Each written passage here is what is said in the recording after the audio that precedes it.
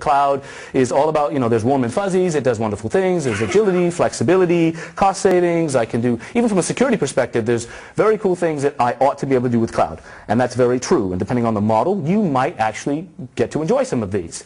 But the reality is, again, back to the stacking the frogs problem, we look at the shiny kind of thing, the Mockingbird approach, looking at the shiny jewelry, and we kind of forget about the stuff that was swept under the covers. So not the least of which is we have all the same familiar security challenges that we have in cloud that we have in traditional IT. Right? All of those things still exist, and in fact they intensify. And all of the tactical security issues that we have to deal with still exist. They don't go away. In fact, they intensify. So when we look at this, what's old is news again.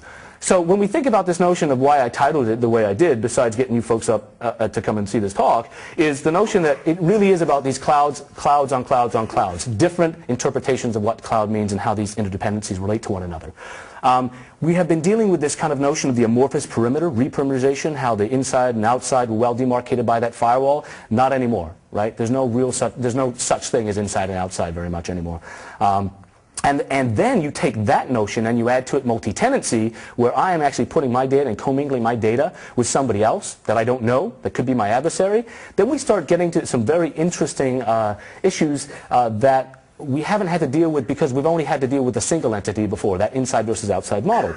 And then you apply this notion of what I call socialist security. It's kind of the security metaphor for the Canadian healthcare system. If you got a cold, you're fine. God forbid you have to have a heart surgery tomorrow. The reality is that what you get is good enough. It's kind of free. It comes with the territory, with the service. But the moment you start putting your data in multi-tenant elastic environments, then you're getting kind of good enough levels of security. There's simply no way that your apps, your content, your data with the current set of protection mechanisms are going to be able to enjoy the same level of protection.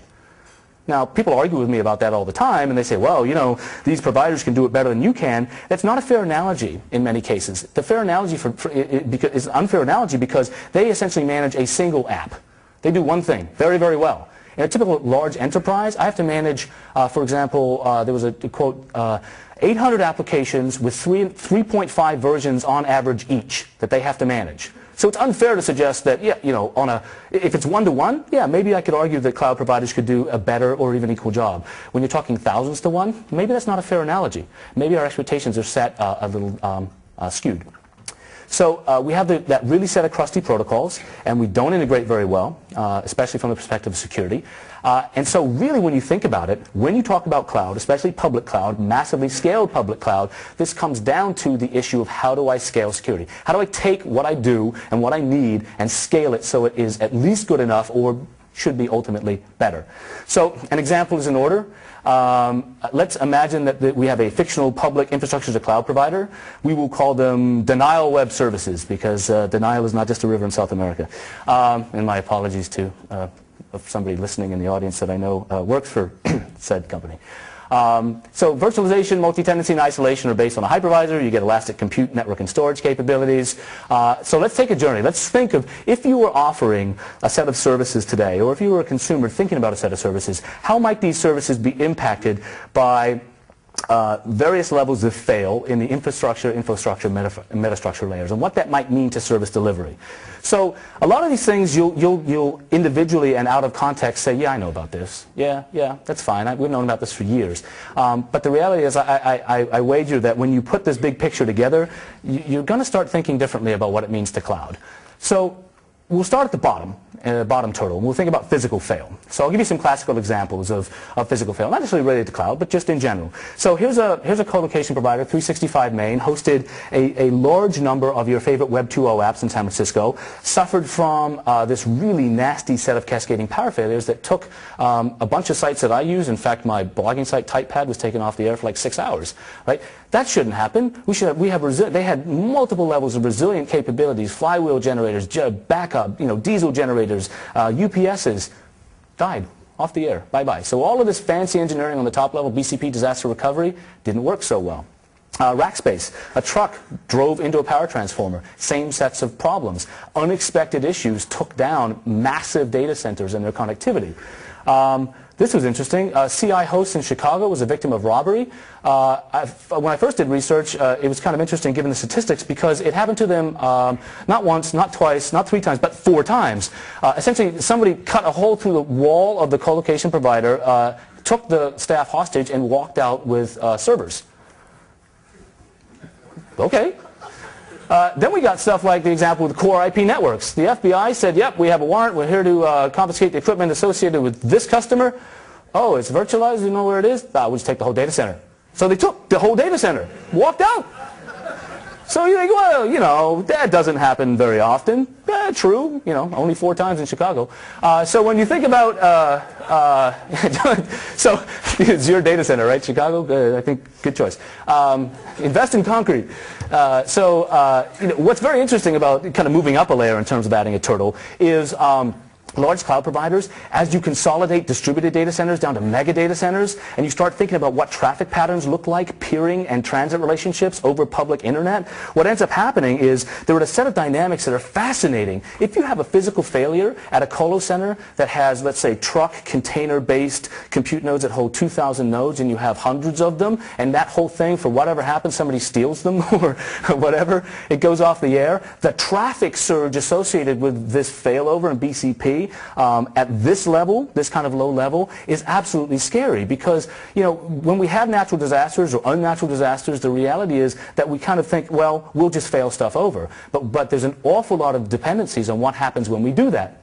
More importantly, you add mobility, and as we get policy capabilities that allow a customer to dictate, I want to save energy consumption, I want to move stuff around for BCP and planned outages, and I'm actually able to move workloads, I could conceivably move an entire data center from one center to another. Huge amounts of impact on traffic flow, on peering, right, on essentially connectivity. So shared infrastructure, ultimately, when you think about what this does in these mega data centers, as we're replacing what ends up being lots of distributed data centers with very concentrated ones, the impact, the failure impact radius really starts to increase, given the density of the compute, storage, and network nodes. And more importantly, the blowback effect could be very, very huge. We don't really take that into consideration. We think, oh, it's very cool. We have these mega data centers. What happens when they fail? So this is a map of the fiber that carries most of the Internet's traffic. Very interesting things occur. It's shared for the most part and operated cooperatively. But when we have things like earthquakes in China, all the stuff in red was all the damaged fiber. So what happened to the Internet traffic that went over it? Well, in many cases, it didn't. It simply ceased to exist. We saw the anchor version of backhoe fade in the Persian Gulf, right, where 60% of, I'm sorry, I was just fishing, 60% of the Middle East went bye-bye. So what's interesting about that is when you think about this notion of shared wavelengths and bad things happen, right, what you end up with is massive amounts of dope. And so the beauty of cloud is that with the premise of infinite scale comes the potential for infinite fail, right? And again, we're like, hey, it's shared, you know, it's self-healing. Well, to a point. You know, 60% of the Middle East off for a couple of days, that's not self-healing. So let's go up a stack and add another turtle, right? So I got some friends who operate a lot of these very, very complex networks, and they use all the same infrastructure to do it. So what happens when there's something nasty that happens with this core infrastructure, right? When we have core infrastructure exploits. We generally respond pretty quickly, but when we get O-days in hardware, that's bad, right? You don't hear a lot about them, but they happen. My friends at ERNW in Germany gave a presentation at Black Hat, which was just absolutely riveting and scary as all hell, because essentially they showed how they could own entire carrier networks. So a lot of the private clouds, if you will, that present themselves as public clouds to deliver service are run over carrier Ethernet and MPLS networks, layer 2 and layer 3 VPNs, on shared infrastructure. ERNW, these guys showed that with some very, very basic connectivity, once connected to those networks, they were able to essentially redirect transparently traffic from one point to another point without the sender or receiver knowing. And not a typical man in the middle where you're actually spoofing stuff, but actually redirecting traffic. And we're able to, for example, to utilize really low-tech tools to do it. And just so keep in mind that this shared network infrastructure running over the shared fiber, running in these big shared data centers, turtle, start having staggering implications when then you add things like privacy issues, like the NSA's free email archiving option that we got as American citizens, which is fantastic. And then ultimately, when you look at some of these technologies, the resurgence of being able to use old school tools like Yersinia to do layer 2 spoofing attacks on switches. Why does this stuff work? Well, because we forget that it exists and we go for the shiny stuff.